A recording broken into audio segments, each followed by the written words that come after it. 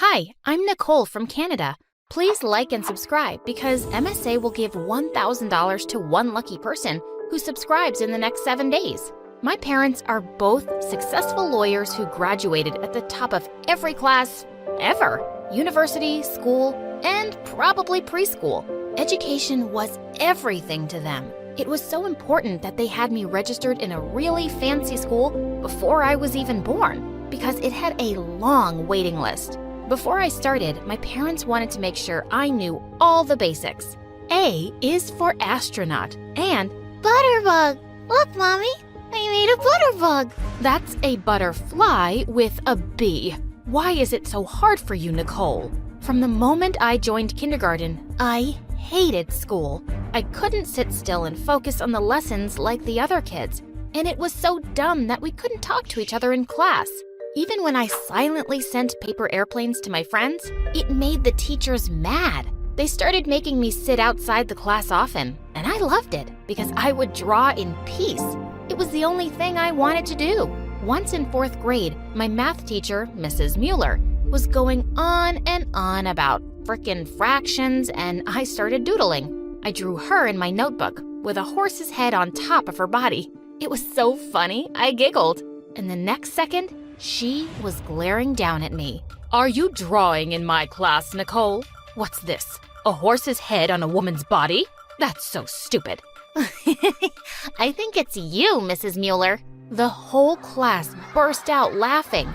I was immediately sent to the principal's office, and my parents were called in. My teachers had tons of complaints, but my parents wouldn't hear it. This is ridiculous. Nicole is probably bored because the teachers are boring. It's their fault. Well, it turns out it was my fault because I left that school and went to 3 others, but I wasn't doing much better. And when it was time for high school, my parents decided to send me to a normal one. Why spend money on a fancy school when you don't even care? You want to waste your time drawing? Fine by us. I felt bad for letting them down, but I was relieved I was going to an easier school now. On the first day at recess, I just sat down at an empty table when suddenly someone grabbed my arm. I looked up to see a girl with purple hair. Get up, punk. This table's mine. Maybe we can share it. Can't you see? There just isn't enough space for my friends. You're sitting in Luna's spot. Who's Luna and where is she? She's standing right next to you, dummy. I couldn't see anyone next to me. Was she crazy? I left the table, and as I was walking away, I saw her take out a chocolate bar and start eating it with a knife and fork while she talked to her imaginary friends. Just then, I heard someone call my name, and I turned to see Darren. He was Dad's best friend's son, and I had no idea he was at the same school. I joined him at his table and asked him about the purple-haired girl. Ella? She is trouble. Apparently, she's been to juvie twice. I don't even know why she comes to school. She's never been to class. Such a weirdo. Just stay away from her. Darren and I were in different classes, but we started hanging out whenever we could, and I was really glad to have a friend here.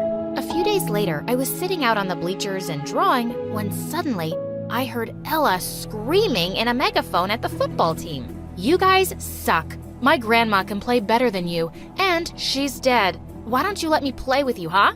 Oh, do I scare you, you little scaredy cats? Afraid to get beaten by a girl? Shut up, Ella. Unless you want to be a cheerleader, just buzz off. All the boys laughed and went back to practice. Suddenly, Ella dashed onto the field, grabbed the ball, and ran away. The whole team started shouting and running after her. One boy caught up to her and pushed her to the ground, and I jumped up as the two struggled over the ball. Hey, knock it off! Don't hurt her! I pulled the boy away and helped her up, and she instantly kicked him in the knees. He was about to attack her when the coach arrived on the scene and the boys left grumbling. I could have handled that myself. Oh, I'm sure you're a superhero who could have fought 10 boys alone. Or were your imaginary friends gonna help you? She looked at me and suddenly burst out laughing. I have 3 stupid foster brothers, so I know how to deal with boys. Also, I don't have imaginary friends. People think I'm weird, so I act weird. She sat down on the bleachers and suddenly noticed my sketchbook. You drew this? Yeah. Drawing's the only thing I love. I hate attending classes. Me too. How about you don't go to class and we'll draw each other? I gave her a paper and some pencils, and we sat there drawing for a while, our shoes touching. As I looked at her closely, I realized she was actually beautiful. When we exchanged our sketches, I burst out laughing. She just made a stick figure. Yeah, I lied. I can't draw. But wow, Nicole, you're amazing. I love it. I was so happy to hear that. But just then the bell rang and I had to go. We agreed to meet at the same spot the next day. As I was walking down the hallway, Darren caught up with me. Hey, what are you doing with Ella? I told you, she's bad news. I don't think she is, Darren. Maybe you shouldn't believe everything people say. Listen, I'm just looking out for you because you're my friend. Don't hang out with her, okay? He was starting to annoy me a little. If I wanted to hang out with Ella, I was gonna. So I kept coming up with excuses to ditch him and see Ella after school. And each day with her was an adventure. She showed me the best viewpoint of the city, and we went swimming in a gorgeous lake. We also had some of the fanciest free food in town because Ella was friends with the chef. One afternoon, Ella took me to some house and told me to hide in the bushes. Then she took off her backpack, which was full of rocks, and started hurling them at the windows. Oh my God, what are you doing? That's my last foster mom's house, and she's horrible. You gonna help me or not? Without another thought, I started picking up rocks and throwing them too. Just then, someone spotted us and started yelling. I grabbed Nicole's arm. Time to run! We ran like crazy till we left the house far behind, and we collapsed on the ground laughing. We lay on the grass for hours, and Ella told me about all the foster homes she'd been in. My current foster parents aren't great either. They hardly do anything for me. If I need new clothes, I have to shoplift them. It's why I've been to juvie twice now. Wow, that sounds tough. It's okay. I'll be out of here someday, and I'll do something amazing with my life. But for now, I'm really glad I found a friend. She pressed my hand gently, and I felt all warm inside. Later that night when I got home, I almost screamed to find Darren in my room. Jeez, you scared me. Why are you here? Why were you not here? You've been hanging out with that weirdo, haven't you? Darren, it's none of your business. Don't be mad at me. You know I only care. Yeah, so I'm fine, right? Happy? Now please, go away. I practically pushed him out of my window. This boy was getting on my nerves. And the next day when I met Ella outside of school, Darren appeared out of nowhere and said he was coming along. Nicole, why did you bring this extra package with you? I didn't. I don't want her to be alone with you, weirdo. Are you her watchdog? You sure smell like one. I'm her boyfriend. Nicole, I've been looking for the right time to say this. I know you like me too. And with that, he suddenly kissed me. I instantly pushed him away. Are you crazy? Why would you think you're my boyfriend? Just stay away from me, loser. We were walking off when suddenly he grabbed my hand, and then Ella punched him in the face. We left him crying in pain on the ground. I didn't know what Ella had in store that day, but soon I realized where we were. Isn't this Principal Trent's house? Yeah, girl. Now tell me, how much do you hate him? A lot. Everybody does. But what are you planning to do, Ella? I thought we could be creative. You can draw whatever you want with this spray paint, my artist friend. I tried to talk her out of it, but she wasn't listening. She started without me, and it did look like a lot of fun. I joined in, and we both went crazy on the walls. Wow, what a thrill. This was so much fun, Ella. You are so much fun. She smiled at me, and she looked so lovely in the moonlight. Feeling impulsive, I leaned forward and kissed her. Then realizing what I'd just done, I pulled away. What was that? I'm so sorry. I don't know why I kissed you. No, I mean, why did you stop? She liked it? I pulled her close and kissed her again. It was the most amazing night. But the next day at school, I got a huge shock. I was called into the principal's office, and my parents were already there. And I was suspended for a month for spray painting his house. He had a video of me and Ella in action. If it wasn't for Darren who gave me this video, I would have never had the proof to expel Ella. Darren had followed us? Wait, Ella is expelled? Yeah. She's been a problem since forever. You're lucky you're only suspended. I'm going easy on you because I know she's such a bad influence." I got such a scolding from my parents, but all I could think about was Ella. Just when I was thinking of sneaking out to see her, I heard a tap on my window and Ella jumped in. Gosh, I'm so sorry you got expelled. Never mind that. Listen, my foster parents are kicking me out, and I'm gonna be sent to some other home far away. Ella, you can stay with me. No, I can't. I'm running away, and I want you to come with me. What? Just think about it. We'll never have to go to school. You can draw all day and... Ella, I can't just leave. I have my family here. But I don't have anything here. Nicole, why can't you just do this for me? I care about you so much, but I just can't. Just then we heard Mom's voice by my door, and Ella pushed me away and left. Mom came in to talk to me, and by the time she left, Ella was long gone. What if she couldn't find anywhere to go and ended up homeless on the streets? Without any hesitation, I sneaked out to the nearest police station. My friend ran away from her foster home, but she has no money. Do you have a shelter that can take her? She has long purple hair. I gave the police all the information I could about Ella so they could help her. They assured me that they'd keep me updated. But before they could, someone turned up at my doorstep the next day. Darren, what are you doing here, jerk? I thought you might not have heard the news yet. Ella got arrested. What? Why? Apparently, someone reported her missing to the police, and when they found her, she had a bunch of stolen money and clothes in her bag.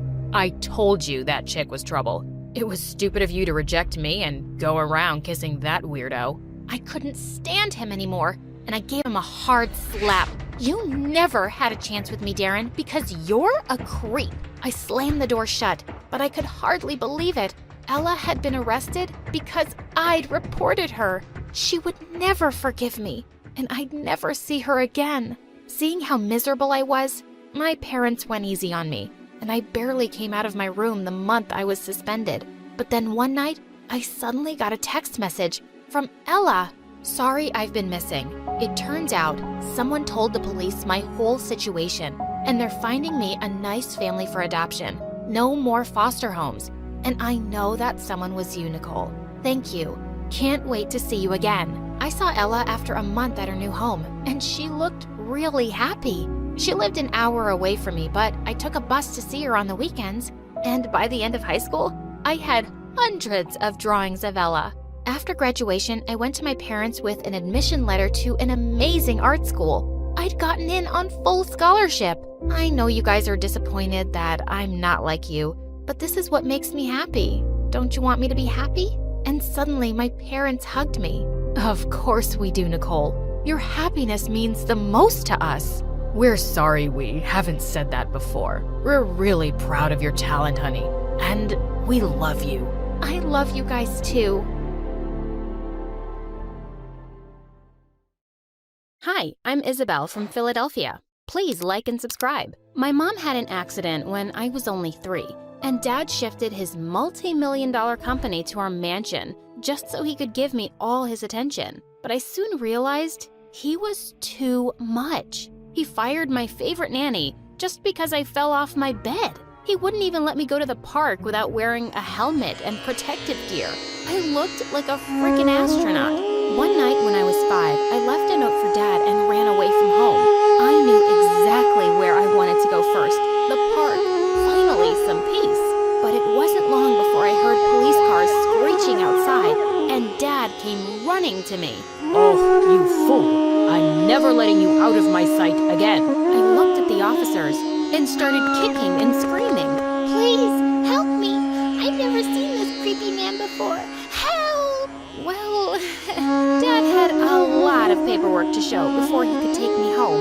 Growing up, he and I were constantly at war, but I always found a way to do what I wanted. And in high school, I even joined the cheerleading squad, without telling him, of course. Once in 10th grade, the football captain Jake invited me to his party, and I knew there was no way Dad was letting me go so late.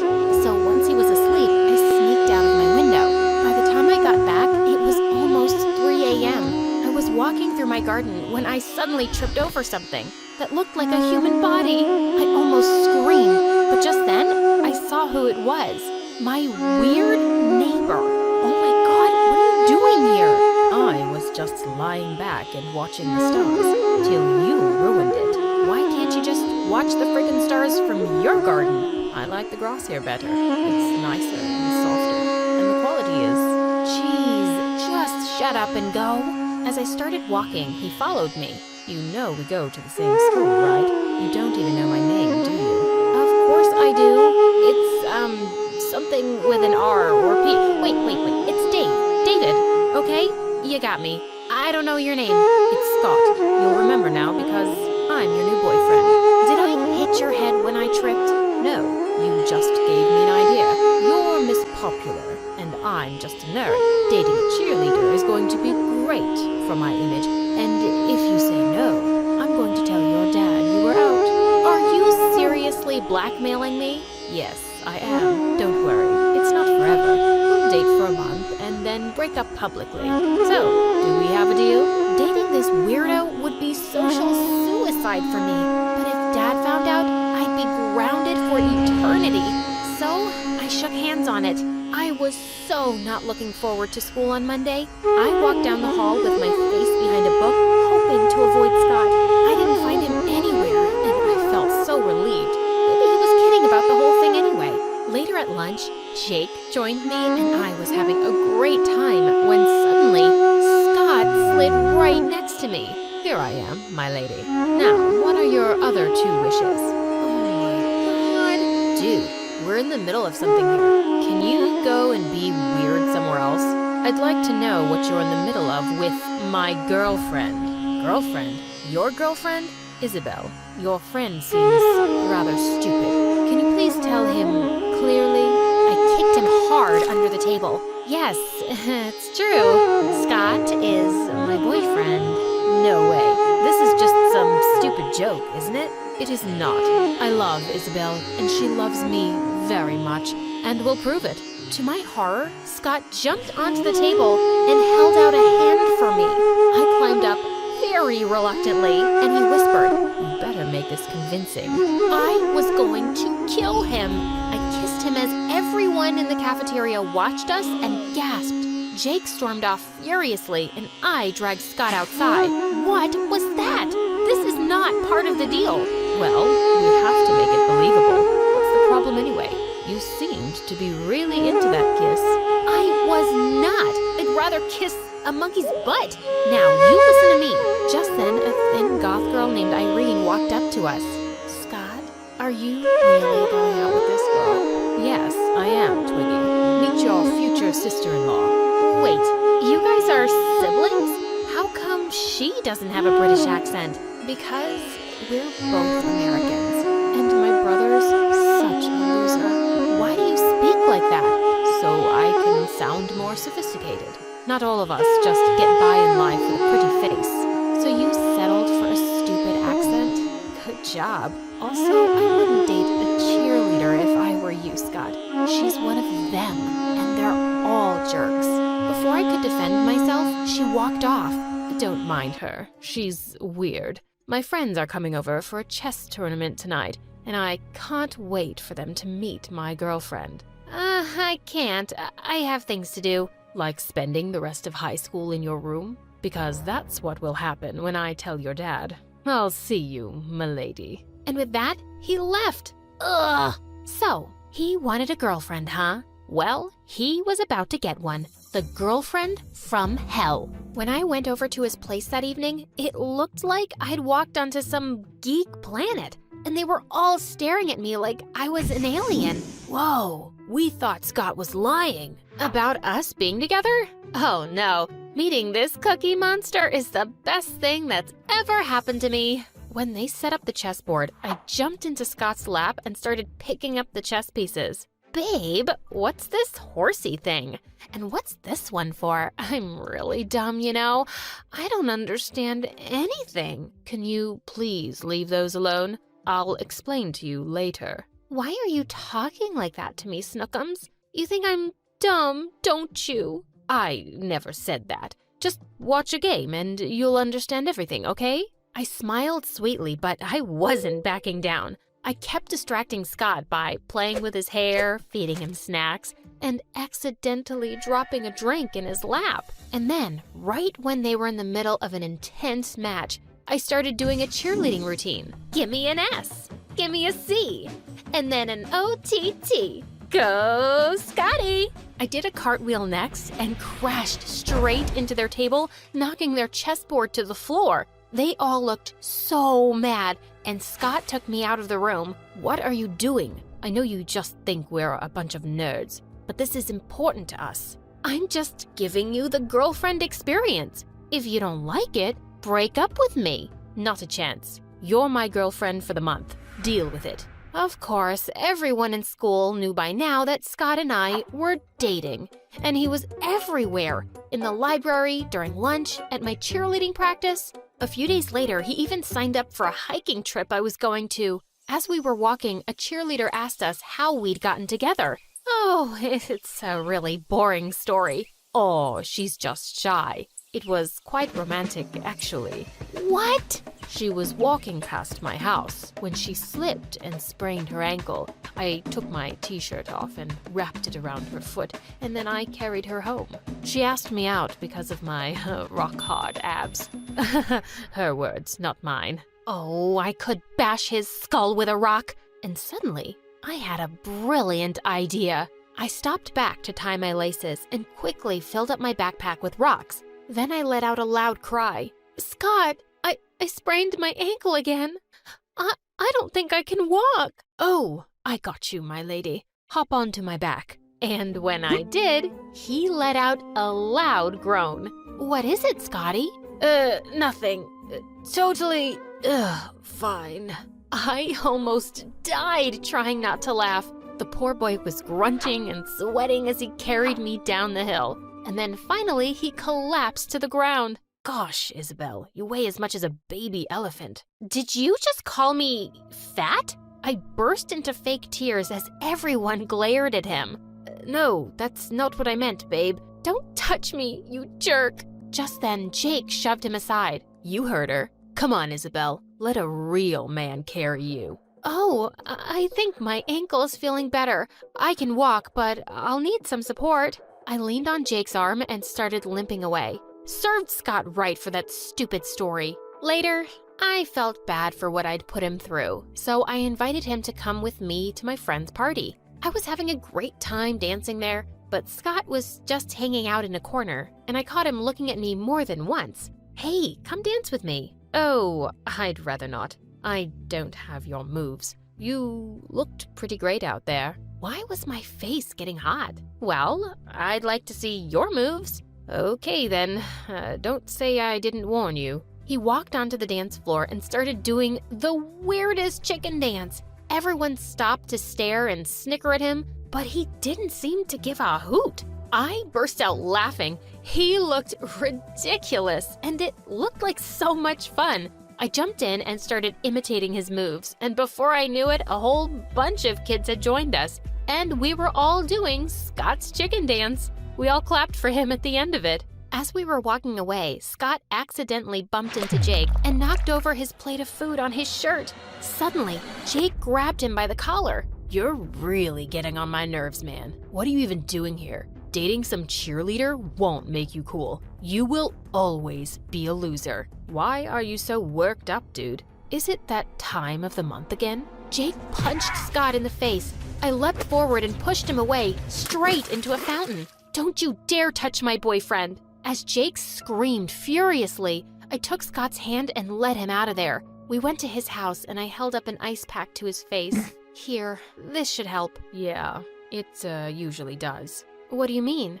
It's not the first time I've been bullied, Isabel. I'm a nerd, remember? I've had plenty of broken glasses, punches, and insults. Scott, I'm sorry to hear that. No one deserves such treatment, especially you. It's okay. You didn't bully me. You just never noticed me. Are you trying to make me feel worse? Is it working? Yeah, a little bit. His eyes were so lovely up close, and my heart was racing. But just then, Irene walked in, and I jumped back. I should go home. It's late. See you around, Scott. And with that, I ran off. Jeez, Was I falling for my fake boyfriend? The next day in school, Irene was participating in an art contest, but just an hour before, Scott and I found her crying in the art room. Someone had ripped her painting to shreds with a note stuck to it. No place for losers. It's Jake. He did this to get back at me. I'm going to kill him. But what am I gonna do right now, Scotty? I have nothing. Listen, I'm going to run back home and get one of your other art pieces. You have so much amazing stuff. It'll be fine, I promise. He was out of there like a bullet and was back just before the contest started. The judges loved Irene's artwork, and she actually came in second place. As we were all walking out of the hall, we spotted Jake and his buddies, and Scott jumped forward to attack him, but I held him back. That's right, Isabel. Keep that loser in check before I kick his butt again. Sure, I'll do that. And you should go clear your locker, Jake, because you're about to be kicked out. See, you were too stupid to notice the camera in the art room. I asked the principal to look at the footage, and she'll be calling you any minute now. Jake looked at me in shock, and before we knew it, the principal was dragging him off to her office, and he was expelled. A few days later, Scott and I went to the carnival with some friends, and when we were on the Ferris wheel, it suddenly stopped with us on top. While we were waiting for it to get fixed, Jake suddenly turned to me. So, have you thought about how we're breaking up? What? Our month's over tomorrow. We can just break up in the cafeteria so that everyone knows we're not together. Oh, yeah, of course. And you are more popular now. Everyone loves your chicken dance. You got what you wanted. Yes, I did. Just then the Ferris wheel started working again, and I angrily hopped off when we got to the bottom. He didn't care about me at all? Just then one of my friends caught up with me and asked where Scott was. Don't know and don't care. He's just a loser, and I'm gonna dump his sorry butt tomorrow. But the next day, I decided that I didn't want to break up. I liked him, and I needed to tell him. When I got to the cafeteria, I walked over to Scott and said, "Hey, listen, I don't think we should see each other anymore." "Yeah, I agree. You're just a spoiled little princess, and I've realized I'm too good for you." "Scott, this is not what I want. Are you begging me to stay with you? Don't embarrass yourself, because I won't change my mind." As I felt everyone's eyes on me, I just ran to the bathroom in angry tears. How could he be such a jerk?